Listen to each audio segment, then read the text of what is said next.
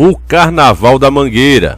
Segundo a imprensa, o enredo falava de hipocrisia religiosa e apontava violência sofrida por minorias. Para reforçar essa mensagem, Jesus surgiu como uma mulher, índio e negro com balas alojadas no corpo. Outra ala de Mangueira mostrava abuso do poder policial. A escola ainda apresentou apóstolos dançando funk sobre a Santa Ceia, cheio de ironia, para não dizer aqui blasfêmia e ofensa à religião alheia. Cometeram filipêndio religioso. O desfile contou com uma sessão chamada Bandido Bom é Bandido Morto, uma clara crítica não só ao governo, mas ao conservadorismo e à moral e aos bons costumes. A comunidade LGBTQ também teve vez na montagem, com reflexões sobre a violência sofrida pelo grupo. Aqui é engraçado eles falarem isso, né, meus caros irmãos, de violência sofrida pelo grupo, quando a gente vê os cristãos quietos no canto deles e eles atacando o tempo todo, cometendo filipêndio religioso, desrespeito à família e os bons costumes o tempo todo, né? Todos os desfiles e todos os eventos que eles fazem é marcado por isso, e quem está cometendo ódio, quem está ofendendo os outros, ainda assim é os que estão quietos, e não eles que estão promovendo esse tipo de coisa. Então olha só, é difícil a gente ler essas matérias da mídia podre. Flâmulas com as cores do arco-íris destacavam a pergunta: vai tacar pedra? Enquanto pessoas desfilavam penduradas em cruzes, onde se lia a frase só ame. Carregada de mensagens políticas e provocações, a Mangueira foi um dos grandes destaques da noite e um dos assuntos mais comentados no Twitter brasileiro. Essa matéria que a gente acabou de ver, esse desfile da Mangueira, deixou bem claro o ódio desses caras, porque não tinha cristão ali fazendo protesto para que não acontecesse o carnaval. Os cristãos estavam em casa, como eu, por exemplo. Os cristãos estavam nem querendo saber de carnaval, que para nós isso é a festa do demônio. Mas mesmo assim, mesmo a gente estando em casa, na nossa, certo? Sem ofender eles, de boa, eles fazem questão de nos ofender lá. É a mesma coisa que eu falei da marcha para o Satanás, né? A marcha para Satanás que vai acontecer agora, daqui a pouco tempo, em 2020. Os caras não vão fazer louvores ao demônio. Eles vão escarnecer, eles vão humilhar a religião cristã. E aí é que eu digo para você e provo que isso de fato é uma meta da agenda global, porque você vê a união de mídia, você vê a união da política e você vê a união também da lei, da própria lei. Poxa, Davi, agora você pegou pesado. Como assim a lei? A lei é conivente com isso, meus caros irmãos. Ela está fazendo vista grossa. O que aconteceu agora nesse desfile, por exemplo, da Mangueira colocando Jesus Cristo, o símbolo maior do cristianismo, onde a maior parte do país é cristão. Colocam um cara lá como mulher, não tem parâmetro bíblico para isso. Colocam um cara lá como homossexual, não tem parâmetro bíblico para isso. Ao contrário, colocam um Cristo defensor de bandido, como se cristianismo fosse defender bandido, fosse conivente com os pecados, quando na verdade é o contrário. Colocam para piorar a situação ainda, para humilhar mesmo. Colocam os apóstolos profanando a própria Santa Ceia. E isso, na nossa Constituição, é crime. Se chama filipêndio religioso. É crime fazer isso. Então, se a lei realmente existisse, tá certo? Se ela não compactuasse com isso, se ela não fosse conivente com isso, qualquer juiz desse país poderia ter determinado que o desfile não poderia acontecer dessa forma. Teria que ser removido isso do desfile. Mas como isso é uma coisa que vem dos senhores do mundo, nenhum tem coragem de simplesmente cumprir a lei que eles mesmos fizeram. Então você vê a união de todo o sistema para que isso aconteça. O Davi, mas qual é o objetivo deles? Se gera tanta revolta, eu estou vendo aí nas redes sociais tantos comentários negativos sobre isso, como é que eles ainda continuam fazendo? Eles esperam convencer os cristãos irritando eles? É claro que você e eu jamais vamos compactuar com essa ideia, ao contrário, a gente se une mais contra isso. Mas você sabe qual é o objetivo deles, meus caros irmãos? O objetivo deles é a nova geração. Eles sabem que a sua cabeça, a minha cabeça já está feita.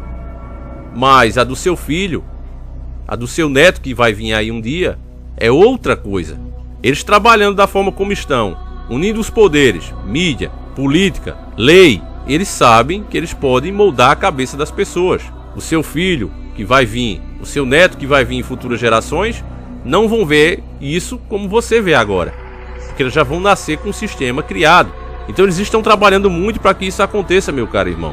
E é por isso mesmo que eu falei para vocês em outros vídeos que isso ia se intensificar. Quando a Netflix começou a colocar os especiais do Porta dos Fundos, com aquele primeiro, né, também da Santa Ceia, eu já disse, olha, pessoal, vocês podem ter certeza que o próximo que eles vão fazer vai ser ainda mais bem feito e vai causar ainda mais repercussão.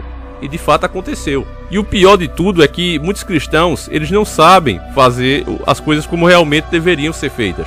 Porque, família, por exemplo, eu fiz, eu acho que uns 4 ou 5 vídeos sobre o tema. Mas sabe quanto eu gerei de lucro para esses caras? 0. Eu não assisti esse especial do Natal. Até hoje eu não sei como é. Nenhum deles.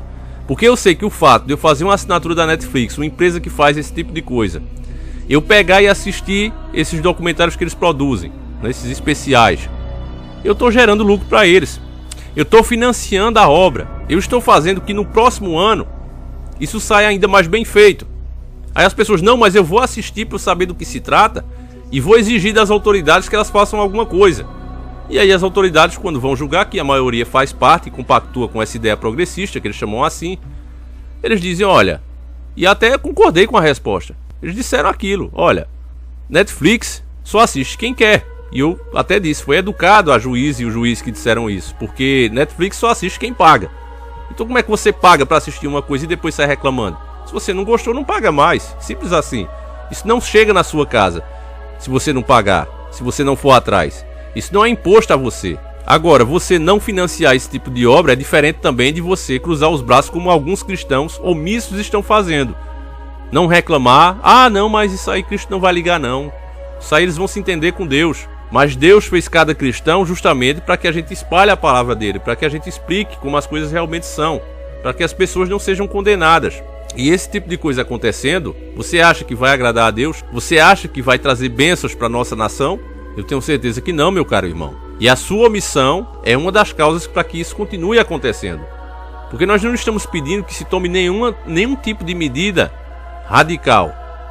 Estamos pedindo apenas que as autoridades cumpram a lei que eles mesmos criaram. Só isso. O que foi cometido aqui foi filipendo religioso.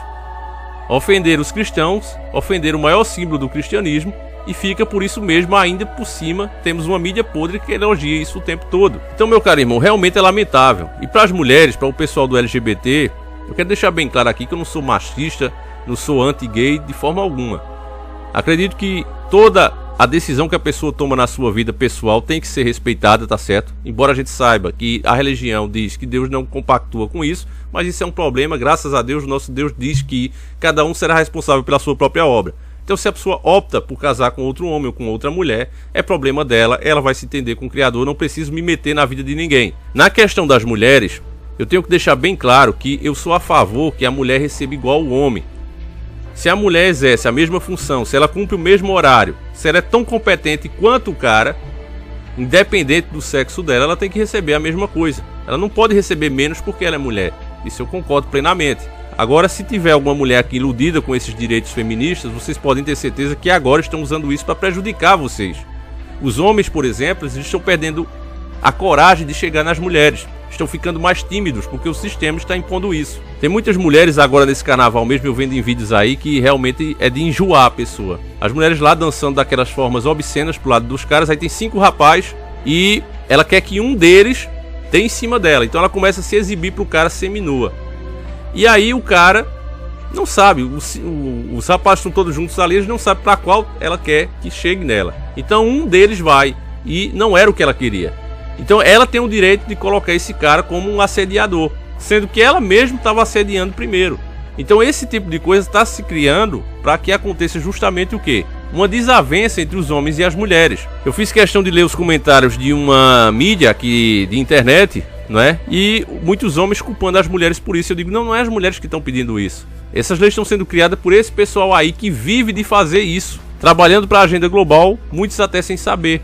Aí vem o caso também dos direitos iguais de homem e mulher, né, que eles falam isso. Não, a gente quer que as mulheres tenham o mesmo direito, tá certo. Só que não respeitar a condição física de cada um é o maior erro que pode ser cometido.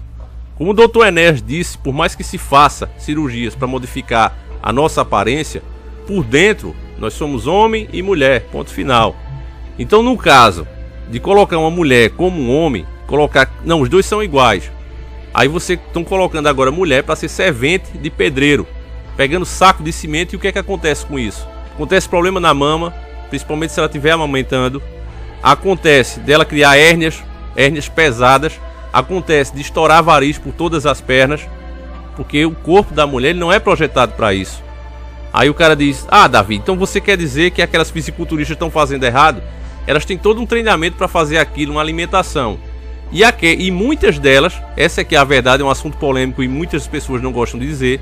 Muitas delas, aquelas que têm um corpo parecido com o de homens, elas tomam um hormônio masculino. Muitas dessas mulheres, se você for na farmácia do banheirinho delas, você vai ver que elas têm prestobarba, igual um homem, creme de barbear. E se ela não fizer toda semana, a cada 3 dias, nasce barba, bigode, por causa do hormônio masculino. Isso é fato. Agora ninguém fala porque é preconceito. Então eu não estou dizendo aqui que a mulher não seja capaz, mas eu estou dizendo que cada um na sua área. A mulher mais forte do mundo, ela não vai pegar nem metade do peso do homem mais forte do mundo.